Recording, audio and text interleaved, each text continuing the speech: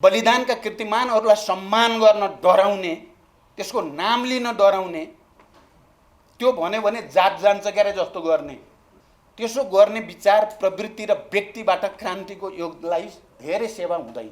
आफ्नो आशे पासेहरूलाई गोलबन्द गर्दै गुटवादी प्रवृत्ति पनि देखिरहेका छौँ। मैले यसो भन्दा बडो अनौठो लाग्छ होला टिप्पणीकार साथीहरूलाई।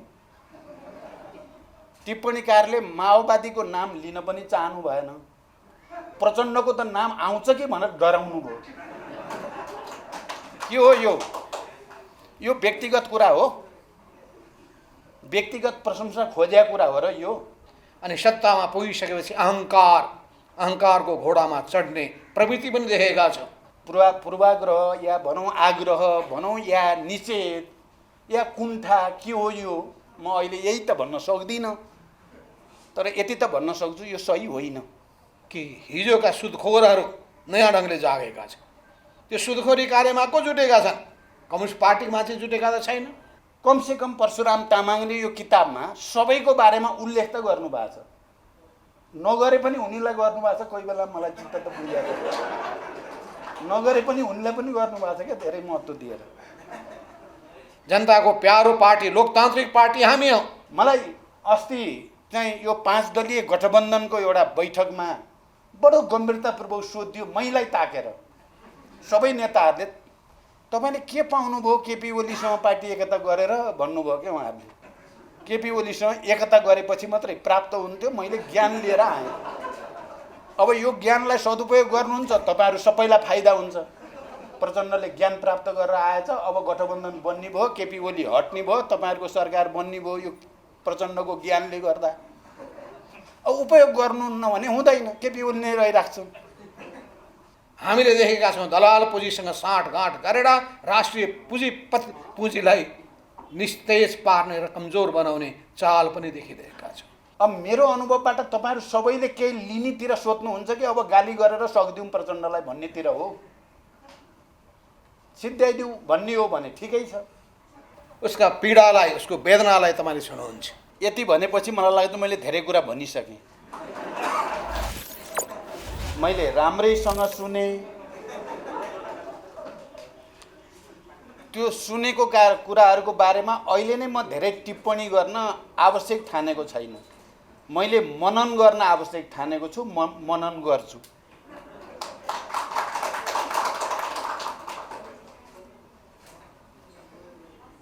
यति भनेपछि मलाई लाग्छ मैले धेरै कुरा भनिसकेँ।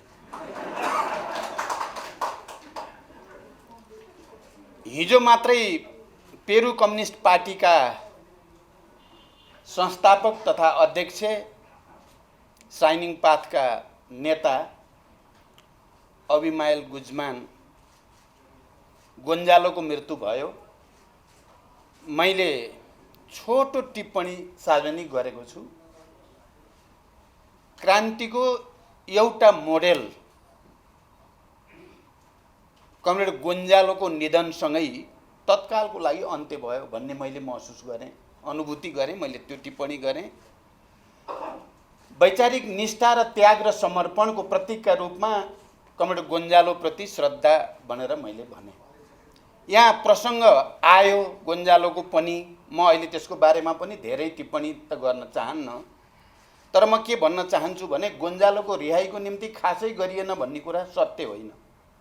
नेपालबाट नेपालका कम्युनिस्टहरूले र अन्तर्राष्ट्रिय कम्युनिस्ट आन्दोलनको तर्फबाट पनि उहाँको गिरफ्तारी र उहाँमाथि भएको अमानवीय दमनका विरुद्ध निकै धेरै अभियानहरू चले। त्यो चलाउने मध्ये मैले नेतृत्व गरेको पार्टी र आन्दोलन पनि एउटा हो, जसले राष्ट्रिय रूपमा मात्रै होइन अन्तर्राष्ट्रिय रूपमा पनि त्यसलाई स्थापित गर्ने र अगाडि बढाउने जमर्को गर्यो। म त्यो चाहिँ स्मरण गर्न आवश्यक सम्झेँ मैले अहिले। नेपालबाट या अन्तर्राष्ट्रिय कम्युनिस्ट आन्दोलनबाट केही नै भएन भन्ने कुरा होइन, तर कम्युनिस्ट आन्दोलन समग्रतामा रक्षात्मक स्थितिमा धकिलिएको हुनाले जुन स्तरबाट त्यो अभियान आउन सक्नु पर्थ्यो आएन, त्यो कुरा चाहिँ साँचो हो। फेरि पनि उहाँले वैचारिक निष्ठा र त्याग र समर्पणको जो प्रतीकको रूपमा आफूलाई स्थापित गर्नुभयो। आउने पिँढीले त्यसलाई सम्मान गरिराख्नेछ, त्यसबाट प्रेरणा लिइराख्नेछ र फेरि नयाँ ढङ्गले क्रान्ति प्रक्रियालाई अगाडि बढाउनको निम्ति त्यसको सदुपयोग गरिराख्नेछ भन्ने विश्वास म व्यक्त गर्न चाहन्छु। यति भनिसकेपछि म कमरेड परशुराम तामाङ, जो हाम्रो पार्टीको केन्द्रीय समितिको सदस्य पनि हुनुहुन्छ र केन्द्रीय समितिको सदस्य हुनुको नाताले यो किताबमा उहाँका सकारात्मक पनि केही सीमाहरू पनि व्यक्त भएकै छन्, जसको टिप्पणी र चर्चा यहाँ भइ नै सकेको छ। म त्यसमा पनि धेरै जान चाहन्न। म खालि कमरेड परशुराम तामाङलाई धन्यवाद भन्न चाहन्छु। तपाईले निकै प्रतिकूल अवस्थामा, अझ कोभिड-19 को महामारी चलेको बेलामा आफ्नो श्रम र आफ्नो क्षमतालाई बडो सकारात्मक र रचनात्मक काममा सदुपयोग गरेर एउटा नयाँ बहस कम्युनिस्ट आन्दोलनमा र देशको राजनीतिक आन्दोलनमा सृष्टि गर्न यो नेपाली कम्युनिस्ट आन्दोलनको कार्यदिशा नामको पुस्तक तयार पार्नुभयो। त्यही कोभिड-19 भित्रै र एउटा नयाँ बहस चाहिँ आजको यो छलफलले पनि त्यसको सुरुवात गरेको छ। त्यसको लागि विशेष रूपले म कमरेड परशुराम तामाङलाई धन्यवाद भन्न चाहन्छु, तपाईको रचनात्मक र सकारात्मक योगदानको लागि। यो सबै नै साँच्चै नै आजको दुनियाँको समस्या भनेको नेपालको मात्रै होइन, संसारभरिकै समस्या भनेको विचार र राजनीतिको विकासको समस्या नै हो। नयाँ वैचारिक राजनीतिक संश्लेषणको समस्या हो, नयाँ अनुसन्धानको समस्या हो। आजको युगको सापेक्षतामा, आजको विज्ञान प्रविधिको विकासको सापेक्षतामा, उत्पादक शक्ति र उत्पादन सम्बन्धमा आएको हेरफेर र विकासको सन्दर्भमा र यो सबैले मानिसहरूको जीवन यापनमा ल्याएको परिवर्तनका सन्दर्भमा मार्क्सवादका आधारभूत सिद्धान्तहरूको उपयोग गरेर नयाँ वैचारिक राजनैतिक कार्यदिशाको विकासको चुनौती हो। यहाँ कुनै नेता विशेष या पार्टी विशेष बिग्रियो सराप्ने कुरासँग यो रिलेटेड होइन। यो संश्लेषण सही छ कि विचार र राजनीतिको विकास नगरिकन अहिलेको विश्वको सापेक्षतामा हामीले क्रान्तिको नयाँ रणनीति र कार्यनीतिको विकास नगरिकन अहिले देखा परेका समस्याहरूको स्थायी र दीर्घकालीन समाधान हामीले स्थायी त गर्नै सकिँदैन, दीर्घकालीन र रणनीतिक समाधान गर्न सकिँदैन। त्यसकारण यो कुरा सत्य हो, विचार र राजनीतिको क्षेत्रमा हामीले सबभन्दा पहिला आजका चुनौतीहरूको सामना गर्ने गरी अबको समाजवादको अर्थतन्त्र कस्तो हुने, अर्थनीति कस्तो हुने, अबको समाजवादको राजनीति कस्तो हुने, अबको समाजवादको सांस्कृतिक नीति आचार व्यवहार कस्तो हुने भन्ने बारेमा एउटा सुव्यवस्थित वस्तुवादी वैज्ञानिक संश्लेषण आजको आवश्यकता हो। मलाई लाग्छ तपाईहरुले मोटामोटी थाहा पाइराख्नु भएको छ, अहिले नेपाली कम्युनिस्ट आन्दोलनले यही चुनौतीको सामना गरिरहेको छ। हरेक पार्टीहरू, समूहहरू सबैभित्र केही न केही समस्याहरू छन् भने ती समस्याहरूको केन्द्रबिन्दुमा वैचारिक राजनीतिक नयाँ संश्लेषणको आवश्यकता, त्यो चुनौतीको सामना नहुनु नै समस्याको चुरो हो।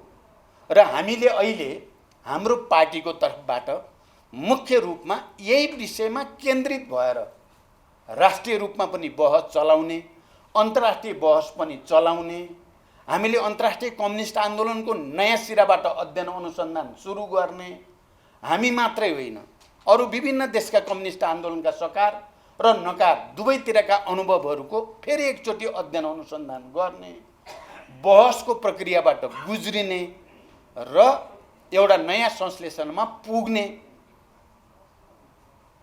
यो आवश्यकता नै आजको आवश्यकता भनेर हामी केन्द्रित रूपमा त्यही काममा लागेका छौँ।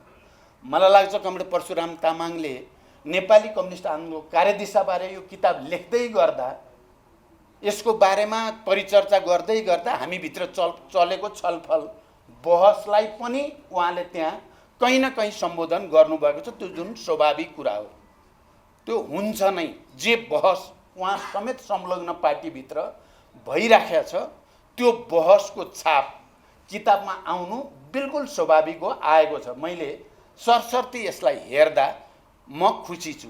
उहाँले हामीले जे आवश्यकता महसुस गरेको पार्टीमा र जतापट्टिबाट नेपाली कम्युनिस्ट आन्दोलनको नयाँ संश्लेषणको आवश्यकता छ, भनेर हामीले भनेको त्यतैपट्टि परिलक्षित गरेर उहाँले यो किताब तयार पार्नुभएको छ। यो हरेकको लागि पठनीय छ। अहिले सबै बहसकर्ताको लागि, अध्ययन अनुसन्धानकर्ताहरूको लागि संक्षिप्तमा तर समग्र चिजहरूलाई बुझ्न सकिने गरी एउटा ऐना जस्तो विश्व कम्युनिस्ट आन्दोलनको पनि, नेपाली कम्युनिस्ट आन्दोलनको पनि, वर्ग सङ्घर्षको पनि, जातीय राष्ट्रिय मुक्ति आन्दोलनको पनि केही झलक उहाँले यो किताबमा यसरी राख्नु भएको छ।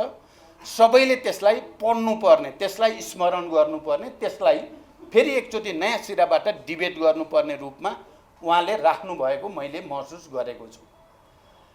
त्यसकारण पनि यो अहिले वैचारिक बहस र वैचारिक प्रश्नमा अलि खडेरी परेको जस्तो परिस्थितिमा उहाँले यो किताब तयार पारेर फेरि सबैलाई ब्रेन स्टोर्मिङ भन्छ नि, अलिकति दिमागमा चाहिँ नयाँ तरङ्गहरू पैदा गर्ने जमर्को गर्नुभएको छ र त्यसमा उहाँ मूलभूत रूपमा सफल हुनुहुन्छ भन्ने मैले ठानेको छु। हामीले मार्क्सवादको विकासको सन्दर्भमा कुरा गर्दा दुईटा धार र प्रवृत्ति चाहिँ सुरुदेखि नै देखा परे। एउटा मार्क्सवादले अनुसन्धान गरेको द्वन्द्वात्मक तथा ऐतिहासिक भौतिकवाद या वैज्ञानिक समाजवाद जसलाई भनिएको छ, त्यसका बारेमा विकसित गरिएका आधारभूत सिद्धान्तहरूलाई स्वीकार गर्ने, त्यसको कन्ट्रिब्युसन, त्यसले मानव जातिको सङ्घर्षमा, भनौँ श्रमजीवीहरूको सङ्घर्षमा योगदान गर्ने कुरालाई स्वीकार गर्ने र त्यसमा टेकेर परिस्थितिमा आउने परिवर्तनसँगै त्यसका आधारभूत सिद्धान्तहरूलाई समेत विकसित र परिमार्जन गर्दै जाने एउटा प्रवृत्ति देखियो। अर्को प्रवृत्ति चाहिँ परिस्थितिमा आएको फेरबदललाई देखाउँदै मार्क्सवादका आधारभूत सिद्धान्तहरूमाथि नै आक्रमण गर्ने, त्यसका योगदानहरूलाई नै अवमूल्यन गर्ने, अपमानित गर्ने र अब हामीले विकास गरेको कुरा नै सबभन्दा सही छ भनेर मार्क्सवादका आधारभूत कुराहरूलाई इन्कार गर्ने प्रवृत्ति। यो दुईटा प्रवृत्ति मार्क्सकै पालादेखि, मार्क्स एङ्गेल्सकै पालादेखि समाजवादी आन्दोलनमा देखा पर्दै आएको प्रवृत्ति हो। पहिलो अन्तर्राष्ट्रियको गठन र त्यसको विघटनको सन्दर्भमा चलेको बहस हेरे पनि, दोस्रो अन्तर्राष्ट्रियको गठन र विघटनको सन्दर्भमा गरे पनि, भौतिकवाद र अनुभवसिद्ध आलोचना भनेर लेनिनको समयमा आउँदा दार्शनिक ढङ्गले गरिएको नयाँ संश्लेषण, त्यति बेलासम्म अक्टोबर समाजवादी क्रान्तिको ठिक पूर्व सन्ध्यामा विश्वमा भएको विज्ञानको विकासको संश्लेषणदेखि भौतिक विज्ञानमा के कति परिवर्तन आयो, रासायनिक विज्ञानमा के आयो, त्यसको सामाजिक विज्ञानमा के इम्प्याक्ट पर्छ भन्ने बारेमा भौतिकवाद र अनुभवसिद्ध आलोचना भन्ने पुस्तक लेख्दै गर्दा लेनिनले भनेको कुरालाई मैले धेरै ठाउँमा कोट गर्ने गरेको छु। उहाँले भन्नुभयो, धेरै मानिसहरूले धेरै पटक भने मार्क्सवाद पुरानो भयो, अब त्यसले अबको युगको नेतृत्व गर्न सक्दैन, वैचारिक नेतृत्व गर्न सक्दैन भनेर भने र त्यसलाई संशोधन गर्ने जमर्को गरे। 1000 पटक भन्नुभएको छ उहाँले, त्यो त एउटा प्रतीकात्मक अर्थमा भनिएको कुरा हो। 1000 पटक अब यो पुरानो भयो भने र 1000 पटक नै मार्क्सवादी क्रान्तिकारीहरूले त्यसको खण्डन गरे, क्रान्तिकारीहरूले त्यसको खण्डन गरे र के साबित गरे भने मार्क्सवाद पुरानो भएको छैन, क्रान्तिको आवश्यकता अहिले पनि त्यसरी नै छ र वैज्ञानिक समाजवादका आधारभूत सिद्धान्तहरू अहिले पनि सही छन् भनेर प्रमाणित गरे। अहिले 1001 पटक फेरि संशोधनवादीहरूले मार्क्सवादका मूलभूत सिद्धान्तहरूलाई तोडमोड गर्ने र संशोधन गर्ने कोसिस गरेका छन्। म 1001 पटक त्यसको खण्डन गर्न बसेको छु भनेर भन्नुभएको थियो। मित्रहरू, यो विषय आफैमा धेरै महत्त्वपूर्ण छ। चाहे युरो कम्युनिजमको सन्दर्भको कुरा गरौँ या हाम्रै कम्युनिस्ट आन्दोलनमा धेरै विद्वानहरू, सबभन्दा धेरै पढेको ठान्ने विद्वानहरू अब मार्क्सवादले, कम्युनिस्ट आन्दोलनले अब अगाडि जान सक्दैन। हामीले नयाँ खोजी गर्नुपर्छ भनेको तपाईँ हामीले अझै देखिरहेकै छौँ नि।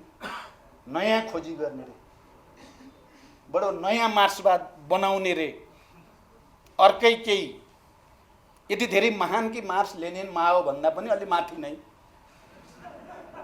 आफूलाई राख्ने रे। र हामीलाई भन्ने तिमीहरू चाहिँ गँवार छौ, तिमीहरू गँवार छौ, तिमीहरूले बुझ्दैनौ, तिमीहरूले क्रान्ति के हो भन्ने बुझेका छैनौ, तिमीहरूले जे गर्यौ त्यो बडो मूर्खतापूर्ण काम गर्यौ, कुनै गतिलो तिमीहरूले गरे होइन भनिएको छ। र कम्युनिस्ट पार्टी अब त्यसको औचित्य सिद्धियो भनेर हामीलाई बुझाउन खोजिएको छ र हामीले त्यसको खण्डन गरेका छौँ सकी नसकी। यो सत्य होइन, मार्क्सवाद पुरानो भन्ने कुरा सत्य होइन, त्यो विज्ञान हो। त्यसलाई समय सापेक्ष विकसित र परिमार्जित गर्नुपर्छ भन्ने कुरा सत्य हो। कम्युनिस्ट पार्टीलाई विकसित परिमार्जित गर्नुपर्छ भन्ने सत्य हो, तर कम्युनिस्ट पार्टीको काम छैन भन्ने सत्य होइन। मार्क्सवाद अब भनिराख्न पर्दैन भन्ने सत्य होइन। वैज्ञानिक समाजवादको आवश्यकता अब छैन भन्ने कुरा सत्य होइन भनेर हामी खण्डन गरेका छौँ। र हामीले त्यस्ता उपदेश दिनेहरू धेरै देख्यौँ क्या। नेपालको कम्युनिस्ट आन्दोलनको गएको 71 वर्षमा धेरै देखिए उपदेश, बडो मिठोसँग। अरू सबै खराब, म चाहिँ ठिक भन्ने र उपदेश दिने धेरै भए। म के भन्न चाहन्छु भने मार्क्सवादमा धेरै सत्यहरू छन्, तर तीमध्ये चाहिँ एउटा कुरा विद्रोह जनताको अधिकार हो भन्ने कुरा र मार्क्सले आफ्नो फिलोसफीलाई व्याख्या गर्दै गर्दा विद्वानहरूले व्याख्या त धेरै गरे, तर मुख्य कुरा त बदल्ने हो भन्ने कुरा, यो एक्सनसँग सम्बन्धित कुरा हो। र त्यो मानिस र त्यो प्रवृत्तिले कहिल्यै पनि दुनियाँ बदल्ने कुरालाई धेरै योगदान गर्न सक्दैन, जसले इतिहासमा भए गरेका सकारात्मक कुरालाई सम्मान गर्न सक्दैन। र ती सब खराब हुन्। म चाहिँ अब नयाँ सुरु गर्छु भन्यो भने बुझ्नु होला यो गयो। नेपालको कम्युनिस्ट आन्दोलनमा भएका सामन्तवाद विरोधी, साम्राज्यवाद विरोधी आन्दोलन, त्याग, तपस्या, बलिदानका कीर्तिमानहरू, जातीय क्षेत्रीय वर्गीय जागरणका निम्ति गरिएका बलिदानका कीर्तिमानहरूलाई सम्मान गर्न डराउने, त्यसको नाम लिन डराउने, त्यो भन्यो भने जात जान्छ क्यारे जस्तो गर्ने, त्यसो गर्ने विचार प्रवृत्ति र व्यक्तिबाट क्रान्तिको योगलाई धेरै सेवा हुँदैन। विचार गर्नु होला तपाईहरु सबैले पनि यो कुरा मनन गर्न जरुरी छ। मैले यसो भन्दा बडो अनौठो लाग्छ होला टिप्पणीकार साथीहरूलाई। टिप्पणीकारले माओवादीको नाम लिन पनि चाहनु भएन, प्रचण्डको त नाम आउँछ कि भनेर डराउनु भयो। के हो यो? यो व्यक्तिगत कुरा हो, व्यक्तिगत प्रशंसा खोजेको कुरा हो र यो इतिहासप्रति हामी कतिको न्यायपूर्ण ढङ्गले सोध्ता रचौं, कतिको पूर्वाग्रह विहीन ढङ्गले इतिहासप्रति र आन्दोलनका योगदानप्रति सोच्दा रचौं भन्नेसँग सम्बन्धित कुरा हो।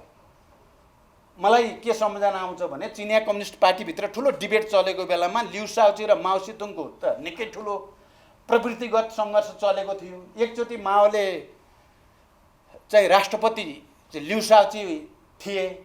लिउ साओची विश्व भ्रमणमा गए राष्ट्रपतिको हैसियतले। फर्केर आएपछि माओले एक ठाउँमा भन्नुभएको छ क्या, यो लिउ साओचीले मेरो नाम संसारभरि कहीँ पनि एक ठाउँमा नि उठाएन। माओले भने हो यो। माओ साह्रै संकीर्ण भएर आफ्नो नामको भोको भएर भनेको त मैले बुझ्दाखेरि पक्कै पनि होइन। माओको नाम लिउ साओचीले किन उठाएनन् त? विश्वभरि त्यत्रो भ्रमणमा जाँदा कहीँ पनि, जबकि चिनिया क्रान्तिमा माओ सेतुङको योगदान विश्वले मानेको कुरा थियो। फेरि माओले मेरो नाम नलिएको हुनाले व्यक्तिगत रिस गरे त पक्कै पनि होइन होला। तर मलाई यहाँ बसेर सुन्दै गर्दा साथीहरूभित्र कति धेरै आग्रह र पूर्वाग्रहले घर गरे रोच त। हिजो त हामी सँगै बसेर बडो मिठा छलफल गरेकै हौँ हामीले। यही टिप्पणीकार साथीहरूले तपाईँसितै छ है हाम्रो आशा पनि भन्नुभएकै हो। अस्ति भर्खर आज नाम लिन यति गाह्रो किन पर्यो? अहिले गल्ती छ भने ठिक छ, आत्मालोचना गर्ने, आत्मसमीक्षा गर्ने। म आफै भनिरहेको छु दुनियाँको अगाडि, गम्भीर आत्मसमीक्षा जरुरी छ, नयाँ विचार संश्लेषण जरुरी छ। तर साथीहरू चाहिँ भित्र यो स्तरको पूर्वाग्रह या भनौँ आग्रह भनौँ या निषेध या कुण्ठा के हो यो, म अहिले यही त भन्न सक्दिनँ। तर यति त भन्न सक्छु यो सही होइन। इतिहासमा भएका कुराहरूलाई कमसेकम परशुराम तामाङले यो किताबमा सबैको बारेमा उल्लेख त गर्नुभएको छ। नगरे पनि उनीलाई गर्नुभएको छ। कोही बेला मलाई चित्त त बुझाएको, नगरे पनि उनीलाई पनि गर्नुभएको छ क्या, धेरै महत्त्व दिएर। गरे उनीलाई त उहाँ छुटाउनु भएकै छैन भने यो किताबको प्रशंसा गर्दै गर्दा हामीले यो पनि सिक्न पर्ने हो कि हामी यही छौँ, एउटै मञ्चमा बसिरहेका छौँ, हामी एउटै आन्दोलनका हौँ। फेरि तपाईँहरूले हेर्नुभयो भने संश्लेषण एउटै देखिन्छ। फेरि चुनौती भनेको विचार राजनीतिक संश्लेषण नै हो। नयाँ संश्लेषण बिना अब क्रान्ति प्रक्रियालाई नयाँ ढङ्गले अगाडि लान सकिँदैन। हामी त सबै सँगै बसेर बहस गर्दा पो छिटो होला त। आलोचना पनि, समीक्षा पनि, आत्मालोचना पनि हामी सँगै बसेर गर्दा जति सजिलोसँग जाला। फेरि कम्युनिस्ट आन्दोलनभित्र चल्ने सङ्घर्ष, विचारको सङ्घर्ष, राजनीतिक सङ्घर्ष सबै पनि कुनै न कुनै रूपमा समाज बाहिर, के अरे पार्टी बाहिर चल्ने वर्ग सङ्घर्षकै प्रतिबिम्ब हो भन्ने त हामी सबैले पढेका छौँ, बुझेका छौँ, त्यसलाई आत्मसात पनि गरेका छौँ। नेपालमा नेपाल कम्युनिस्ट पार्टी नेकपा बनाइयो। बनाउनुको पछाडि एउटा सपना थियो, एउटा मिसन त थियो कि अहिलेको परिस्थितिमा एउटा नयाँ बहस सृष्टि गर्ने र समाजवादको आधार निर्माण गर्न एउटा ठुलो प्रयोगमा जाने जोखिम उठाएको पनि हो। त्यो नराम्रो मात्रै हो त। त्यो भित्र नराम्रै उद्देश्य र नराम्रो विचारले मात्रै काम गरेको थियो त। यो त पहिलो कुरा भयो। त्यसको दस्तावेज, विधान र त्यहाँ भएका सहमतिहरूको गहिरो अध्ययन नगरिकन कसैले अहिले 3 टुक्रा भयो त्यसकारण गलत थियो भन्यो भने यति यान्त्रिक र अवस्तुवादी विश्लेषण पनि सही हुँदैन। त्यसले ठिक ठाउँमा हामीलाई कसैलाई पनि लाँदैन। त्यहाँभित्र पनि एउटा मिसन थियो, एउटा उद्देश्य थियो। त्यहाँभित्र कस्तो बहस चल्यो, कस्तो सङ्घर्ष चल्यो र के भयो भन्ने एउटा त यसको आन्तरिक वैचारिक राजनैतिक साङ्गठनिक दृष्टिकोण र त्यसमा भएका सीमाहरूको समीक्षा जरुरी छ। अर्को यो प्रक्रियामा प्रतिक्रियावादीहरूले गरेका षड्यन्त्रहरूको समीक्षा र खेलेका भूमिकाहरूको समीक्षा पनि जरुरी छ। वर्ग सङ्घर्षको दृष्टिकोणले र अन्तरसङ्घर्षको दृष्टिकोणले दुवैतिरबाट हेर्न जरुरी छ। एकातिरबाट मात्रै हेरेर बडो सरलीकृत ढङ्गले ड्याङ्ग भनिदिने कि गलत भयो मात्रै होइन। यो पनि एउटा ठुलो प्रयोग थियो नेपाली कम्युनिस्ट आन्दोलनको धेरै प्रयोगहरूमध्ये। मलाई अस्ति चाहिँ यो 5 दलीय गठबन्धनको एउटा बैठकमा बडो गम्भीरतापूर्वक सोधियो मैलाई ताकेर सबै नेताहरूले, तपाईँले के पाउनुभयो केपी ओलीसँग पार्टी एकता गरेर भन्नुभयो क्या उहाँहरूले। अब त्यसको छोटो जवाफ त बडो गाह्रो छ। हेर्नु, त्यहाँभित्र धेरै कथा छन्, धेरै व्यथाहरू छन्। त्यो सबै त्यहाँ अब 2-4 घन्टा लगाएर व्याख्या गर्ने कुरा नै भएन। अब मेरो दिमागमा मैले छोटोसँग भने मैले ज्ञान प्राप्त गरेर आएँ। यो ज्ञान सजिलै प्राप्त गर्ने कुरा थिएन। केपी ओलीसँग एकता गरेपछि मात्रै प्राप्त हुन्थ्यो। मैले ज्ञान लिएर आएँ। अब यो ज्ञानलाई सदुपयोग गर्नुहुन्छ, तपाईँहरू सबैलाई फाइदा हुन्छ। प्रचण्डले ज्ञान प्राप्त गरेर आएछ, अब गठबन्धन बन्ने भयो, केपी ओली हट्ने भयो, तपाईँहरूको सरकार बन्ने भयो यो प्रचण्डको ज्ञानले गर्दा। अब उपयोग गर्नुहुन्न भने हुँदैन, केपी ओली नै रहिराख्छन्। त्यसकारण क्रान्ति त अघि यहाँ भनिए जस्तै विश्वभरि नै धक्का खाएको हो नि, नेपालमा मात्रै। बरु नेपालमा त अझै हामी सबैले भन्दैछौँ हामी गर्छौँ, वैज्ञानिक समाजवाद हामी ल्याइ छाड्छौँ, हाम्रो जमिन उर्वर छ कम्युनिस्ट आन्दोलनको लागि, क्रान्तिको लागि भनिरहेका छौँ हामीले। यति भन्ने हैसियत अरू धेरै देशमा गइसक्यो छैन। म 10 वर्षको जनयुद्धको पनि नेता, सैनिक कमान्डर पनि, पार्टी अध्यक्ष पनि, र एउटा विचार रणनीतिक कार्यनीतिको श्रृङ्खला बनाउनेमा भूमिका खेल्ने मुख्य मान्छे पनि। मैले गोन्जालोको क्रान्ति बडो चाहिँ राम्रोसँग उभारमा गएको बेला र त्यसबाट नेपालले सिक्नुपर्ने कुराको बारेको अध्येता पनि हुँ म। र गोन्जालो गिरफ्तार भएपछि विश्वभरि कम्युनिस्ट आन्दोलनमा भएको क्षति र बहसको प्रत्यक्षदर्शी पनि हो म। अब मेरो अनुभवबाट तपाईहरु सबैले केही लिनेतिर सोध्नुहुन्छ कि अब गाली गरेर सक्दिउँ प्रचण्डलाई भन्नेतिर हो? सिद्ध्याइदिउँ भन्ने हो भने ठिकै छ, होइन। यो एउटा अनुभव हो है, नेपालको राजनीतिक परिवर्तनको, नेपाली क्रान्ति प्रक्रियाको, नेपालमा मार्क्सवाद विकासको र प्रयोगको यो एउटा विशिष्ट अनुभव हो। यो अनुभवलाई ठिक ढङ्गले संश्लेषण गर्नुपर्छ भनेपछि त्यो सबैको लागि त्यो सम्पत्ति हुन सक्छ। यो साँचो कुरा हो। मान्छे त सधैँ त कोही नै बाँच्दैन, मर्ने नै हो हामी सबै। यहाँ उपस्थित धेरै जसो चाहिँ युवा देख्छु म, केही चाहिँ दाढी फुलिया देखे पनि धेरै जसो चाहिँ युवा नै हुनुहुन्छ। तपाईहरु भन्दा अब हामी चाहिँ उत्तरार्धतिर लागिसकेका मान्छेहरू भयौँ। हाम्रोबाट तपाईहरु के सिक्ने? हामी लास्टसम्म बस्न मन पनि छैन। तर यो आन्दोलनलाई बीच बाटोमा छोडेर भाग्न नि झन् मन छैन। यसलाई त एउटा ठाउँमा त पुर्याएर छोड्न पाए हुन्थ्यो माथि जाँदा भन्ने छ नि त। त्यो जिम्मेवारी बोध हुनु चाहिँ पदमा टाँसिराख्न खोज्नु मात्रै हो त। यसको पनि व्याख्या चाहियो। माओले कस्तो एकचोटि भन्नुभएको छ, तपाईहरुले नै पढ्नु भएकै होला, सबै साथीहरू गए म मात्रै कति बाँच्न परेको भन्नुभएको छ क्या। म मात्रै अहिले बाँचे, अब घ्यार हुँदा नि बाँचे नि त माओ त। बोलेको बुझिँदैन, सुनिँदैन, तै पनि मिसिन लाएर के भन्यो होला बुढाले भनेर मिसिनबाट सुन्नुपर्ने गरी बाँचे। आफैले मिसिन लाउनुभन्दा अगाडि कस्तो म चाहिँ किन बाँच्नु पर्यो होला भने पनि भने। फेरि मर्ने बेलामा विश्वभरि माओको बारेमा, माओ विचारधाराको बारेमा त्यत्रो बहस छ। हामी सबै त्यही माओकै चेलाको रूपमा हामी जन्मिया हो। सबै माओ विचारधारा, माओको योगदान, माओको क्रान्तिकारी लाइन भनेरै हाम्रो यो पिढी, हाम्रो पिढी चाहिँ मुख्य रूपमा त्यहीँबाट जन्मेको पिढी हो। तर माओले 76 मा आउँदा नआउँदै 75 मा हो उहाँले भनेको म अहिले पार्टीमा एक्लो छु भन्नुभयो क्या। संसारभरि माओवादीको बिगबिगी छ, जतासुकै क्रान्ति। इन्डियामा पनि नक्सलाइट मुभमेन्ट पनि त्यति बेलै चलेर एउटा हाइटमा पुग्यो। उता तेलङ्गानाको भर्खरै चाहिँ एक ढङ्गले गएको थियो। संसारभरि माओवादी पार्टीहरू जन्मेका छन्।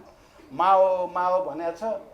आफ्नै पार्टीभित्र माओले के फिल गरेछन् भन्दाखेरि म एक्लो छु भन्ने फिल गरेछन्। हुँदा त्यो आफ्नो श्रीमती हुन त चाहिँ पार्थले भन्नुभयो कोविद गान्धीको कुरा। उनको श्रीमती के अरे नाम? अनुराधा। तर माओले चाहिँ लास्टमा भने त मलाई श्रीमतीको पनि विश्वास छैन भने हो माओले। यो के तिमीहरू पनि 4 जना बनाएर नहिँड न भनेर त भनेकै हो माओले। कहिलेकाहीँ म पनि यस्तै हुँदो रहेछ। सायद अब म 1-2 वर्षपछि एक्लो पो हुने हो कि, र माओले जस्तै म एक्लो छु भन्न पर्ने हो कि। कहिलेकाहीँ त्यस्तो चित्र पनि दिमागमा आउँछ क्या।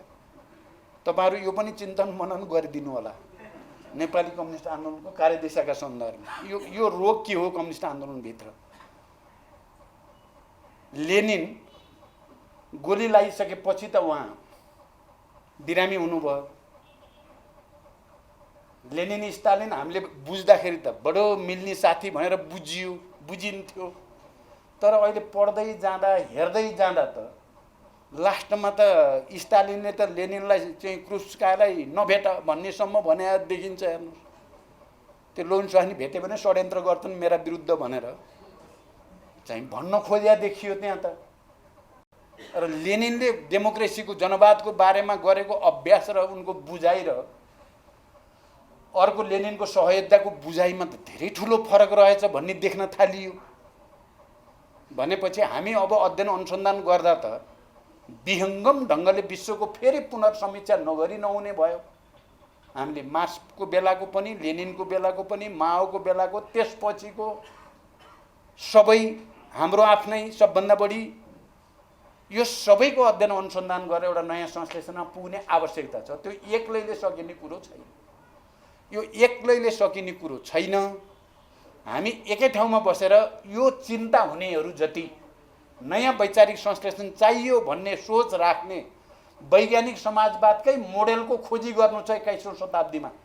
21औं शताब्दीको वैज्ञानिक समाजवादको मोडेल के हुन सक्छ भन्ने चिन्ता गर्नेहरू एक ठाउँमा बस्न जरुरी छ। एक ठाउँमा बसेर बहस गर्न जरुरी छ। त्यसले मात्रै हामीलाई नयाँ संश्लेषणमा पुर्याउँछ र पुग्न सकिन्छ। त्यो प्रयास अहिले फेरि नयाँ सिराबाट सुरु हुँदैछ। मैले बुझ्दा चाहिँ अहिले पार्टी विभाजित भए,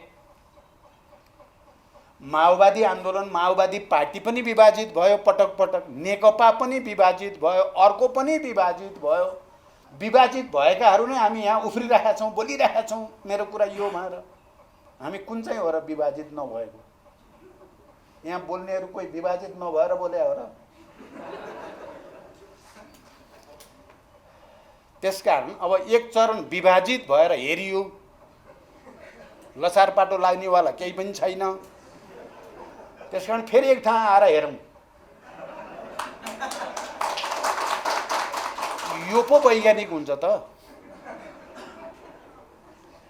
त्यसकारण नेपाली कम्युनिस्ट आन्दोलनको कार्यदिशा परशुरामजीले एउटा नयाँ डिबेट सुरु गर्नको लागि जो सहयोग गर्नुभयो, हामी सबैलाई पनि त्यसले सकारात्मक बहस सृष्टि गर्न सद्बुद्धि दियोस् भन्ने कामना सहित मैले केही कुरा अलिअलि पीडा जस्तो पनि, केही कुरा विचार जस्तो पनि, केही कुरा डिबेट जस्तो पनि तपाईहरुको अगाडि राखेँ। चिन्तन गरिदिनु होला, आलोचना गर्नु होला, समर्थन गर्नु होला। त्यसले कार्यदिशाको विकास गर्न मद्दत गर्नेछ भन्ने विश्वास सहित बिदा हुन्छु। धन्यवाद। अभिवादन।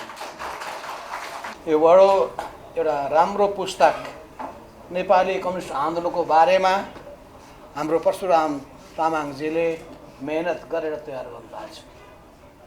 यो पुस्तक मैले पनि पुरै पढ्न पाएको छैन। यसको पहिले उहाँले मस्यौदा गर्दाखेरिको पनि त्यो पनि हेर्न पाइएन। कार्यव्यवस्था व्यस्तता बुझिहाल्नुहुन्छ तपाईहरुले। सास फेर्न पनि गाह्रो। यो अवस्थाभित्रबाट समय दिएर यसलाई चाहिँ हेर्न पाइएन।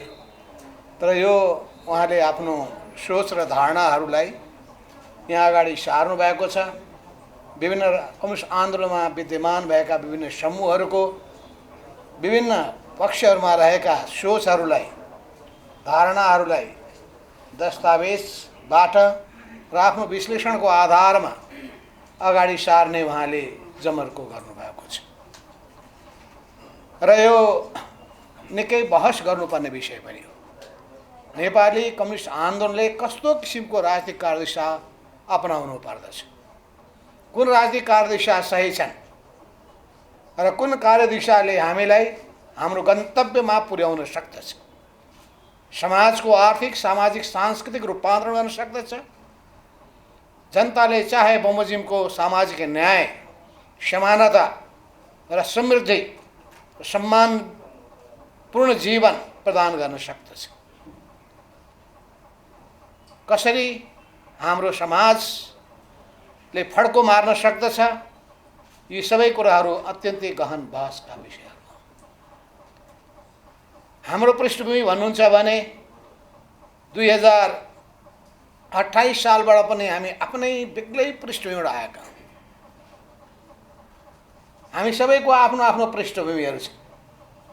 यी सबै पृष्ठभूमिहरूबाट हामीले विचार मन्थन गरेर कसरी कसरी हामी प्रगति गर्दै गयौँ र कसरी कसरी हामी बहस विवादको प्रक्रियाबाट अगाडि बढ्दै गयौँ, उपलब्धिहरू हासिल गऱ्यौँ, एकताबद्ध भयौँ, फेरि विभाजित भयौँ, फेरि एकताबद्ध भयौँ र यी सबैका बावजुद पनि नेपालको सन्दर्भमा भन्नुपर्दछ नेपाली कम्युनिस्ट आन्दोलनले जनताको विश्वास जितेको छ। यो सबैभन्दा खुसीको कुरा, किन संसारका कम्युनिस्ट पार्टीहरूको अध्ययन गर्ने हो भने, संसारका वामपन्थी आन्दोलनको अध्ययन गर्ने हो भने त्यहाँ सिद्धान्तका गफ ज्यादा छ, जनताको साथ र सहयोग र समर्थन पाइँदै। नेपालको सन्दर्भमा छुट्टै छ स्थिति, यसप्रति हामीले गौरव बोध गर्नुपर्दछ। हामीले सिद्धान्तलाई व्यवहारमा रूपान्तरण गरेका छौँ। व्यवहारमा रूपान्तरण गर्दाखेरि प्राप्त भएका अनुभवको आधारमा अगाडि बढेका छौँ। त्रुटिहरू कामको दौरानमा सच्याएका छौँ, कतै सैद्धान्तिकृत गरेर सच्याएका छौँ, कहिले व्यवहारिकृत गरेर सच्याउने काम गरेका छौँ। तर सैद्धान्तिकृत गर्नुपर्ने बाँकी पनि होला। त्यसो हुनाले सिद्धान्तलाई बुझ्ने कसरी, सिद्धान्तलाई बुझ्ने सन्दर्भमा एउटा ठुलो बहस सञ्चालन गर्नुपर्ने आवश्यकता छ। किनभने सिद्धान्त सिद्धान्तको लागि हुन सक्दैन। सिद्धान्त सिद्धान्तको लागि हुने हो भने त्यो कागजमा समेत त्यो जप्ने एउटा डगमा जस्तो हुन पुग्छ।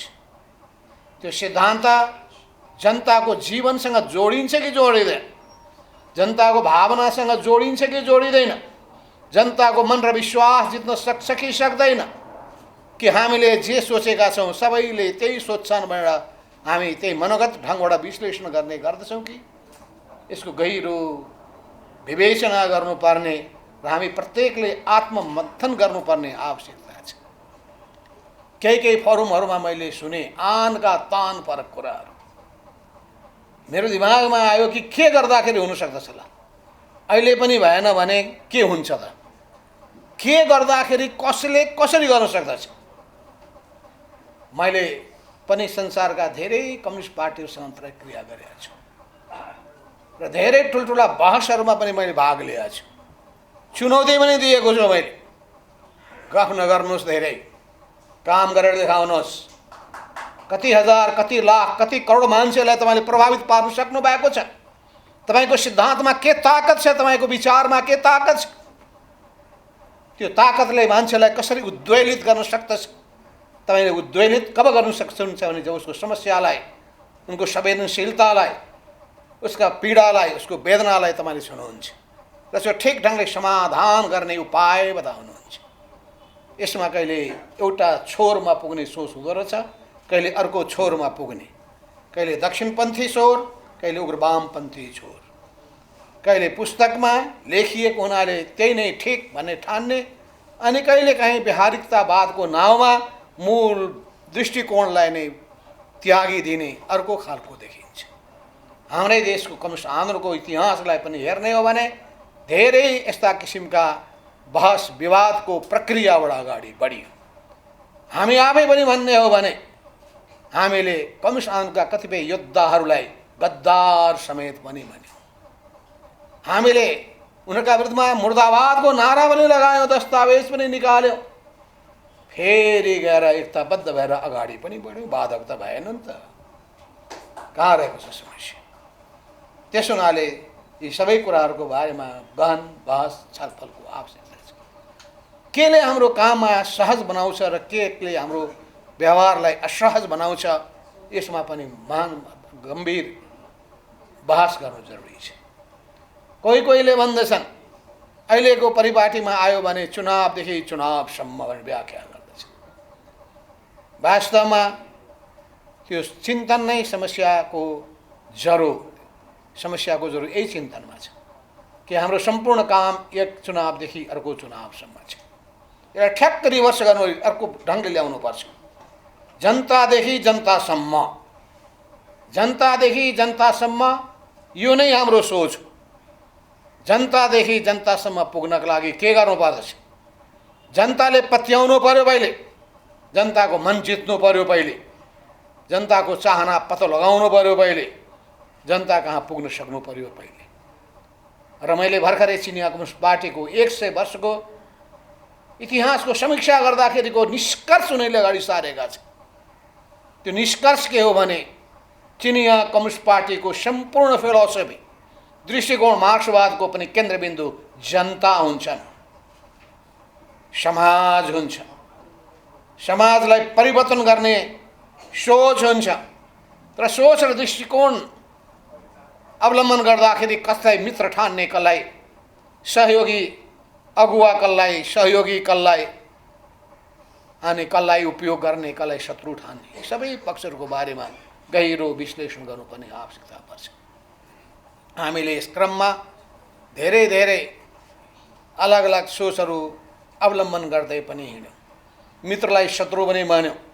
एउटा देशमा एकभन्दा बढ्ता कम्युनिस्ट पार्टी रहनै सक्दैन भनेर आरोप पनि लगायौँ, अस्तित्वलाई स्वीकार गऱ्यौँ। तर ती सबै चुनौतीहरूको सामना गर्दै हामी अगाडि बढ्यौँ र राजनीतिक यथार्थलाई स्वीकार गरौँ। विभिन्न खालका भड्काउ सहित एकभन्दा बढी कम्युनिस्ट पार्टी एउटा देशमा विद्यमान हुन सक्दछ भने निष्कर्षमा हामी पुग्यौँ। समाज विविधताले भरिएको छ, बहुलताले भरिएको छ। यो यथार्थलाई स्वीकार गरौँ र यथार्थलाई स्वीकार नगर्नु यो जडसूत्रवाद हो। यथार्थको नाममा त्यसैमा रुमली मात्रै रहनु यो भनेको यथास्थितिवाद र त्यो बिस्तारै त्यो समर्पणवादमा बदलिन्छ। त्यस हुनाले बडो ठिक बाटो अवलम्बन गर्दै अगाडि बढ्ने कसरी। यस अर्थमा ठुलो ठाउँमा डिस्कोर्स गर्नु कुरा पनि त ठिकै छ, तर त्योभन्दा राम्रो नेताहरूको बिचमा सानो ठाउँमा राम्ररी विचार मन्थन गर्नु सबभन्दा राम्रो हुन्छ। किन शब्दहरूको प्रयोग गर्दाखेरि फेरि घोष पेज होला, त्यो एकदम सकारात्मक ढङ्गबाट बहस अगाडि बढ्न सक्दैन। आफ्नो कुरालाई पुष्टि गर्नका लागि अर्को पक्षलाई आरोप लगाउने तहमा जान्छ अनि त्यसले गाह्रो हुन्छ। यस अर्थमा खुसी मान्नुपर्ने कुरा के छ भन्दाखेरि त्यस रूपमा मैले हेर्दछु त्यही चिजलाई बुर्जुवा वर्गले बेग्लै ढङ्गले प्रस्तुत गर्दछ। उसले पनि शासन चलाउने भनेको अधिनायकवाद नै लाद्ने हो, तर उसले कति कुशलताका साथ प्रयोग गर्छ भने हामी अधिनायकवादका विरोधी हौँ भन्छ, ऊ कानुनी शासनका पक्षपोषक हौँ भन्छ। तर के त्यो सर्वहारा गरिबहरूको निम्ति हो त? त्यो यही नेपाली समाजमा अहिले पनि हेर्ने हो भने अत्यन्तै शोषणको चर्को रूप मैले देखेँ। विभेदको पाटो छँदैछ, अत्यन्तै छुवाछुत जस्ता अमानवीय प्रथा नेपाली समाजमा अहिले पनि विद्यमान छ। त्यसका विरुद्धमा हामी कति लागेका छौँ, सामाजिक परिवर्तन रूपान्तरण कति जुटेका छौँ, यो कम्युनिस्ट पार्टीको सामु तेर्सिएको प्रश्न हो। हामी सिद्धान्तका ठुल्ठुला कुरा गर्छौँ, सङ्गठनका धेरै कुराहरू गर्छौँ, तर हाम्रो सङ्गठन कति परिचालित हुने गरेको छ यो अत्यन्तै अमानवीय प्रथालाई अन्त्य गर्नका लागि।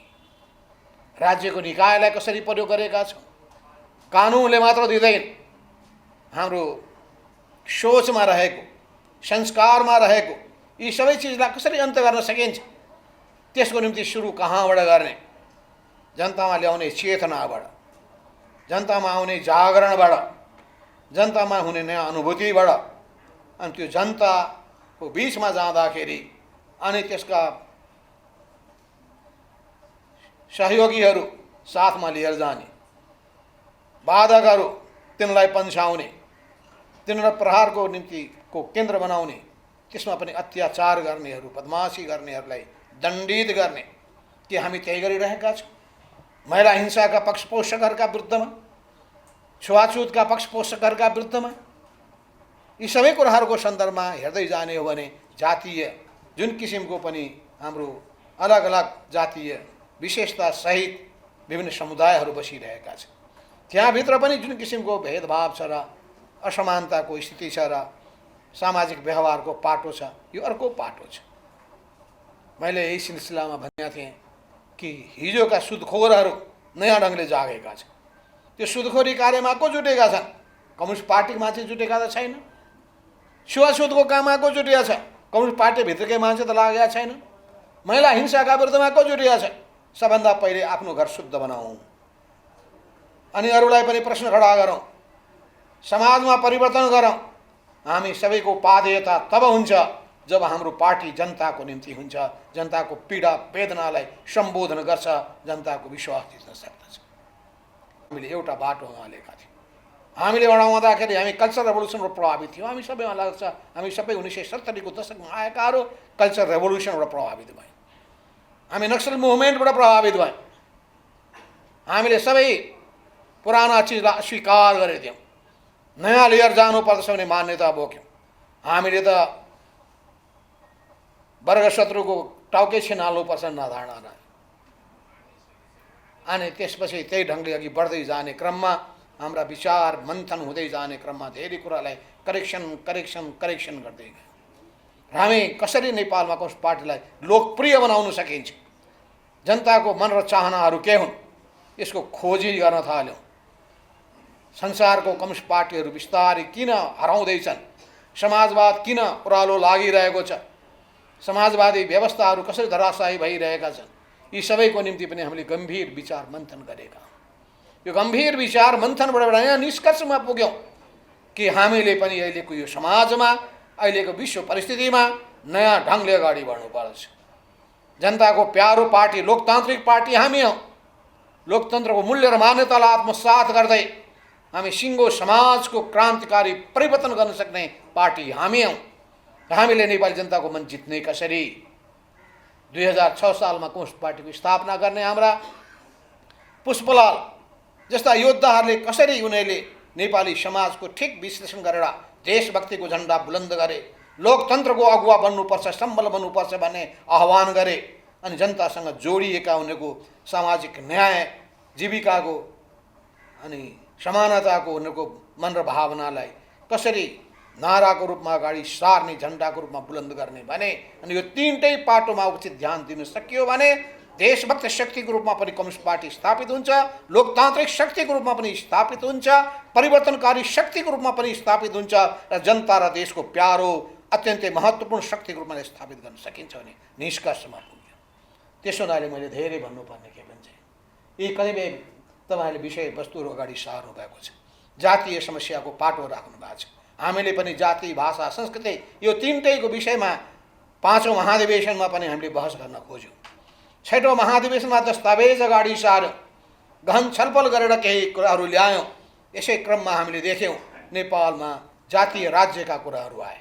नेपाल जस्तो राज्य देश कसरी एकताबद्ध भएर रहन सक्दछ, कसरी नेपाललाई टुक्र्याउने अनेक साम्राज्यवादी विदेशीको चाललाई चकनाचुर पार्न सकिन्छ, र हाम्रो समाजमा भएका एकदमै विभेदलाई पनि कसरी अन्त गर्न सकिन्छ। यस अर्थमा त्यहाँ कतिपय पक्षलाई उठाउनु भएको छ मानव सृजित, त्यसपछि प्रकृति सृजित हो। प्रकृतिको भएको समस्याको पाटो एउटा छ, र मानव सृजित मनुसंस्कृतिलेदेखि लिएर यी अनेक खालका कुराले ल्याएका यी मानव सृजित चिजहरूलाई कसरी अन्त्य गर्न सकिन्छ, र साँचो अर्थमा हामी मानव जाति एकताबद्ध कसरी हुन सक्दछ। मानव सिङ्गो मानवलाई एकताबद्ध बनाउनका लागि नै उनीहरूको मुक्तिको निम्ति नै कार्ल मार्क्सले कम्युनिस्ट घोषणापत्र जारी गर्नुभएको थियो। विश्वका सम्पूर्ण मानवहरू एक हौँ भन्नुभएको थियो, सर्वहारा वर्गलाई एक हौँ भन्ने आह्वान गर्नुभएको थियो। सर्वहारा वर्गको अग्रदस्ताको रूपमा कम्युनिस्ट पार्टीको आवश्यकतालाई महसुस गरेर लेनिनले त्यसको आह्वान गर्नुभयो। त्यसपछि कम्युनिस्ट पार्टीले एकातर्फ सर्वहारा श्रमजीवी वर्ग मात्रै होइन, उत्पीडित राष्ट्रलाई पनि गोलबन्द गर्नुपर्छ भन्ने उहाँले त्यो भावना व्यक्त गर्नुभएको थियो। त्यो विचारलाई व्यक्त गर्दै जाँदाखेरि सिङ्गो शक्ति विश्वव्यापी रूपमा एउटा कम्युनिस्ट शक्तिको रूपमा उदाएको थियो। पहिलो अन्तर्राष्ट्रिय, दोस्रो अन्तर्राष्ट्रिय, तेस्रो अन्तर्राष्ट्रिय हुँदै अगाडि बढ्दै गयो। त्यसका बावजुद पनि हामीले देख्यौँ अनेक एकता, विभाजन अनि त्यसपछि अनेक खालका विसङ्गतिहरू, विचलनहरू यी सबैबाट गुज्रिँदै गए। फेरि नेपालको कम्युनिस्ट आन्दोलनमा विकृति हामीले देखेका छौँ। विदेशीहरूका सामु लम्पसार पर्ने लम्पसारवाद पनि देखिएका छौँ। हामीले देखेका छौँ दलाल पुँजीसँग साँठगाँठ गरेर राष्ट्रिय पुँजीलाई निस्तेज पार्ने र कमजोर बनाउने चाल पनि देखिरहेका छौँ। जनताको समस्याप्रति वास्ता नगरेर व्यक्तिवादमा फस्ने प्रवृत्ति पनि देखिरहेका छौँ। आफ्नो आसेपासेहरूलाई गोलबन्द गर्दै गुटवादी प्रवृत्ति पनि देखिरहेका छौँ। अनि सत्तामा पुगिसकेपछि अहङ्कारको घोडामा चढ्ने प्रवृत्ति पनि देखेका छौँ। र कम्युनिस्ट पार्टी भित्रबाट नै यस्ता खालका प्रवृत्तिहरू देखिसकेपछि यी सबैका विरुद्धमा पनि जुझ्नुपर्छ। र कम्युनिस्ट पार्टीले भन्नुपर्छ यी गैर प्रवृत्तिहरू, गैर सरबारा, हामीसँग मेल नखाने यी गैर पर्वीय हाम्रो गैर सरबारा वर्गीय प्रवृत्तिहरूलाई निस्तेज पारेर, अस्वीकार गरेर, परास्त गरेर सही क्रान्तिकारी सरबारा संस्कृति र विचारलाई हामीले अगाडि बढाएर लानु पर्दछ। यी सबै कुराको सन्दर्भमा तपाईँले जुन बहस सुरु गर्नका लागि यो पुस्तक तयार गर्नुभयो, म परशुरामजीलाई धेरै धन्यवाद दिन चाहन्छु। र सँगसँगै एउटा अर्को पुस्तकको निम्ति पनि तपाईँ सोच्नुहोस्, किन कम्युनिस्ट आन्दोलन अगाडि बढ्यो र कसरी यो ओह्रालो लाग्यो, कसरी सफलता हासिल गर्यो विभिन्न देशमा, फेरि कसरी जनताबाट नै त्यो विस्थापित हुन सक्यो, यसको कारण के हो, ती देशको वस्तुस्थितिलाई त्यसले कति समेट्न सक्यो सकेन। म अहिले पनि सम्झिरहेको छु, मैले कमल प्रचण्डलाई भनेको थिएँ, त्यो जनयुद्धमा जुटिरहेको बेला भनेको थिएँ, तपाईँ ख्याल गर्नुहोस्। मैले पेरुको बारेमा भनेको थिएँ, पेरुको गन्जालोको बारेमा पनि भनेको कति याद छ उहाँलाई, मैले चर्चा गरेको थिएँ। मैले एलेन्डेको बारेमा पनि, अनि त्यसपछि इन्डोनेसियाको बारेमा पनि मलाई अहिले पनि याद छ। 2026 सालमा मेरो मनमोहन अधिकारीसँग भेट हुँदाखेरि मैले इन्डोनेसियाको कम्युनिस्ट आन्दोलन, त्यतिखेर हामी बडो इन्डोनेसियाको कम्युनिस्ट आन्दोलनको खुब चर्चा गर्थ्यौँ, इन्डोनेसिया कम्युनिस्ट पार्टीले मुक्ति लागा बनाएको सन्दर्भ। अनि किन त्यहाँ चाहिँ वास्तवमा सिधिन पुग्यो, ओह्रालो लाग्यो, समाप्त भएर गयो। हुन त अहिले पनि फिलिपिन्समा थोरै पार्टी त छ, त्यो पार्टीले जनताको विश्वास किन जित्न सकेन। फिलिपिनो कम्युनिस्ट पार्टीको महासचिवसँग मैले पनि यो प्रश्न सोधेँ, किन तपाईँले सक्नु भएन, के कारणले तपाईँले फिलिपिनो जनताको विश्वास जित्न सक्नु भएन, किन तपाईँ सानो एरियामा हुनुहुन्छ। म मनिला गएको बेलामा फिलिपिन्सको राजधानीमा ती कम्युनिस्ट पार्टीका भूमिगत नेताहरूसँग भूमिगत रूपमा मैले भेटेँ र सोधेँ यो प्रश्नहरू। तपाईँहरूले फिलिपिन्सको विशेषतालाई बुझ्न सक्नु भएन, यहाँको जनताको मन र भावना र उनको चाहना के हो, माग के हो, त्यसलाई किन बुझ्न सक्नु भएन। अनि तपाईँ ऐन मौकामा किन पछाडि पर्नुहुन्छ। ऐन मौकामा पछाडि पर्नुभयो भने लेनिनले परिस्थितिअनुसार कार्यनीतिमा परिवर्तन गर्नुभएको छ, तपाईँ कार्यनीतिक परिवर्तन किन गर्नुहुन्न। तपाईँ त्यस्तो उपायको, त्यो अवसरको किन उपयोग गर्न सक्नुहुन्न। अवसरबाट तपाईँ वञ्चित हुनुभयो भने तपाईँ पन्छिनुहुन्छ, किनभने समय र प्रवाहले कसैको बाटो हेर्दैन। Time and tide waits for no one. त्यसो हुनाले पनि समयको गतिलाई बुझ्न सक्नुपर्छ, समयको आवाजलाई बुझ्न सक्नुपर्छ। त्यसको आधारमा अगाडि बढ्ने काम गर्न सक्यो भने कम्युनिस्ट पार्टी लोकप्रिय हुन्छ, जनताको विश्वास जित्न सक्छ, परिवर्तनको संवाहक रूपमा भूमिका खेल्न सक्दछ। जनताका चाहनामा भावना के छ, जनताको गुनासो के छ, जनताको असन्तुष्टि के छ, त्यसको प्रयोग, त्यसको फाइदा विपक्षीले नउठाउन्, बुर्जुवा वर्गले नउठाउन्, त्यसको फाइदा सरबारा वर्गको अग्रगस्ता कम्युनिस्ट पार्टीले उठाउन सकोस् भन्ने कुरालाई सोचेर अगाडि बढ्नु पर्दछ। त्यसैले कम्युनिस्टहरूको बिचमा राम्रो एउटा हामीले बृहत सहकार्यको एउटा अभ्यास गर्न सके राम्रो हुन्छ। यी सबै कुरालाई राख्दै म आफ्नो भनाइ यहीँ टुङ्ग्याउँछु र तपाईँहरूलाई धन्यवाद दिन चाहन्छु। हस्, धन्यवाद कमरेड माधव नेपाललाई।